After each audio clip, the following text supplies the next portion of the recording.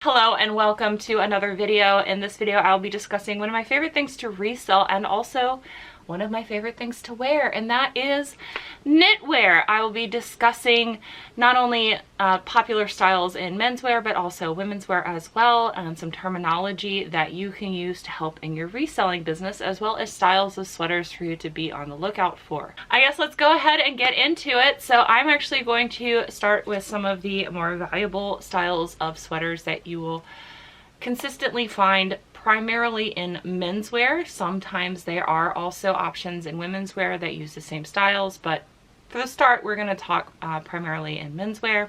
The first one we're going to start with is probably one of the heaviest and most sought after sweater types, especially in colder climates, and that would be the peregrine.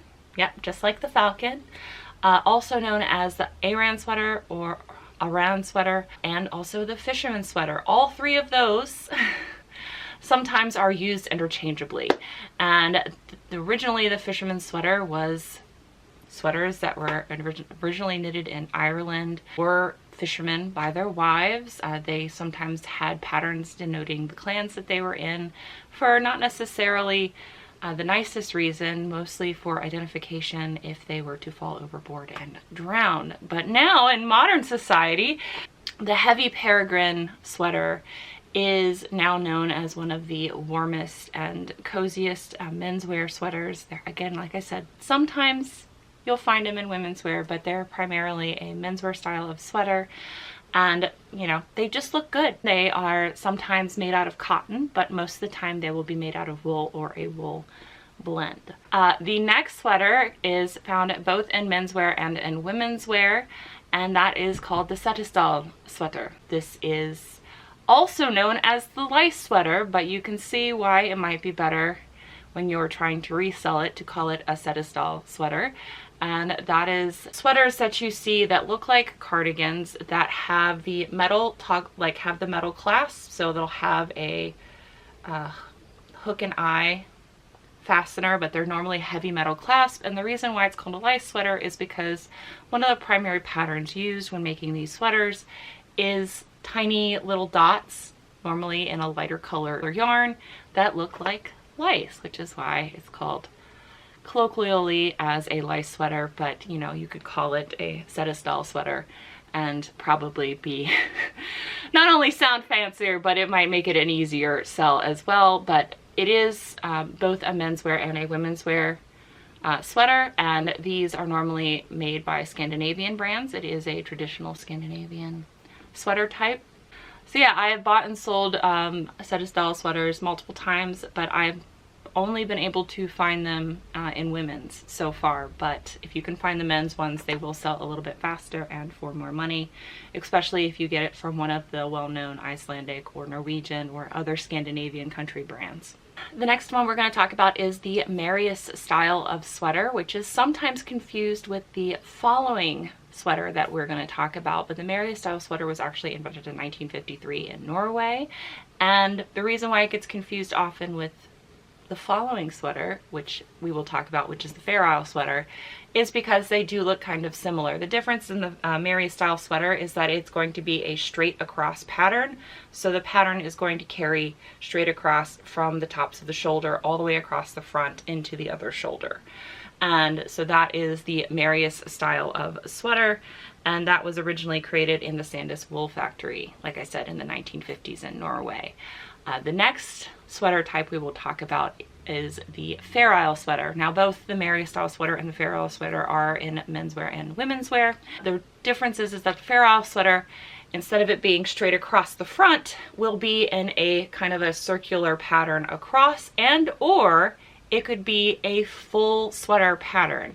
I know most of the time when you see Fair Isle sweaters advertised, it is normally just the circular pattern all the way around the top, but Fair Isle sweaters can also be full knit, like all the way down. It just depends on the weave, and they're very beautiful and also originated in Scandinavia.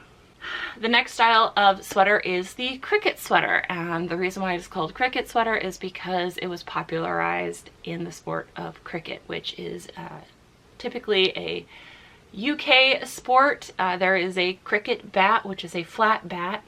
So this became popular because cricket players started to wear the style of sweaters when it was cold outside, and then they would have the striping on the sweaters that would denote their team colors or their club colors. And so normally the striping on the cricket sweater, it's almost normally always a V-neck or a V-neck style cardigan, which I will talk about in a little bit. V-neck with the striping around the neck and also on the sleeves. So that would be a cricket style of sweater. The next one we're going to talk about is cardigan, which I did briefly mention. What I'm currently wearing is a cardigan. So a cardigan can be in multiple lengths. You could have a short cardigan, you could have a like hip length cardigan, which is what this one is, or you can have a long cardigan, or even a duster style of cardigan, which we will talk about a little later. But a cardigan is just basically a sweater that has a full, that opens completely in the front, either by buttons, toggles, or zipper. Cardigan knitwear can be found in both men's and women's wear. The next one is the duster style of sweater. Now, there are a few examples of dusters in menswear, but it is normally a women's wear style of sweater, which is a long line cardigan that reaches below the knees. Of course, that might be a little bit subjective depending on how tall the person is wearing the sweater, but normally for it to be categorized as a duster, it has to fall below the knee on the standard body size that for whatever gender that they are creating that for. For men, that is 5'9", and the standard for women is between 5'4" and 5'6". It just depends on the brand.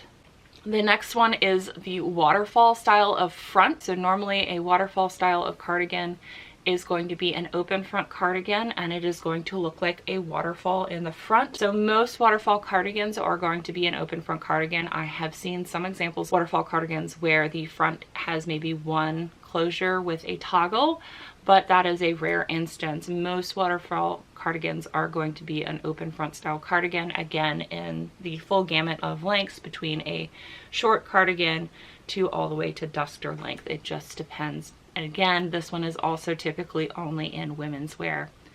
There are some fashion forward designers that do make one or two for men. As I mentioned before, open front is a style of cardigan that you will find. Open front cardigan just means that there is no closure.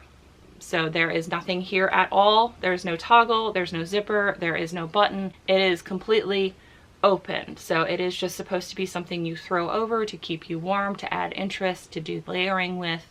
And it open front is something that people look for because maybe they just don't want to be bound inside of their knitwear. Who knows? So now we're going to talk about neckline styles that are typically only in knitwear. The first one I'm going to talk about is the shawl collar. Now you could have a shawl collar cardigan, which would come all the way down and around, but then you also have the shawl collar that would be in a typical pullover sweater that may or may not have a toggle on the side, but all of those are considered shawl collar sweaters.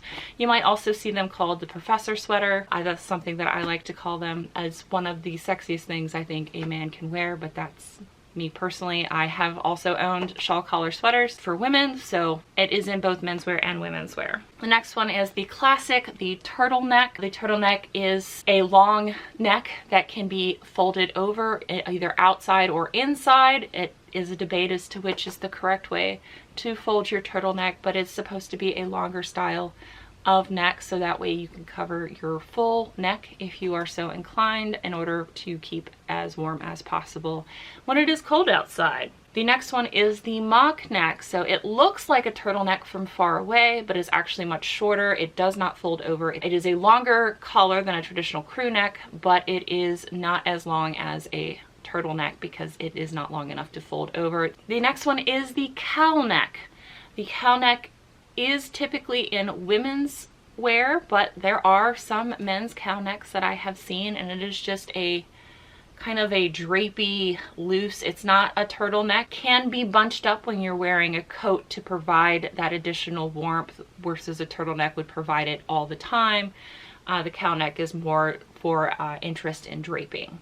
and just to be very attractive. You can also have a hooded cowl neck as well, which would have the traditional cowl neck draping in the front, but also would be long enough in the back to pull up as a hood. You could also just have a hooded sweater overall, but that is something that is more likely to happen with a cardigan style of sweater, but also with the cowl neck style of sweater.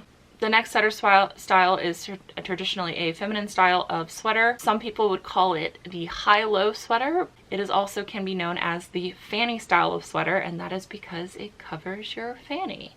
So it is higher in the front and lower in the back. It is typically an oversized style of sweater, and that would be the fanny style of sweater. And then the last style of sweater that I'm going to talk about is the sweater vest. And now the sweater vest can be a cricket style of sweater vest, so where it has the lines around the v-neck up here at the top and then also down at the bottom. But it could also be a cardigan style and be a sweater vest, and or it could just be a pullover style of sweater, and you could have your traditional crew neck and or v-neck style of sweater vest. I hope that this has been interesting and helpful to you all, and this is giving you a little bit more information about knitwear in general. Of course, if you have any questions, you are feel free to reach out to me via Instagram and or down in the comments down below. And I will see you guys in the next video. Until then, bye. Bye. Hero, hero, hero, hero. I wanna be a hero, hero. Oh, the hero.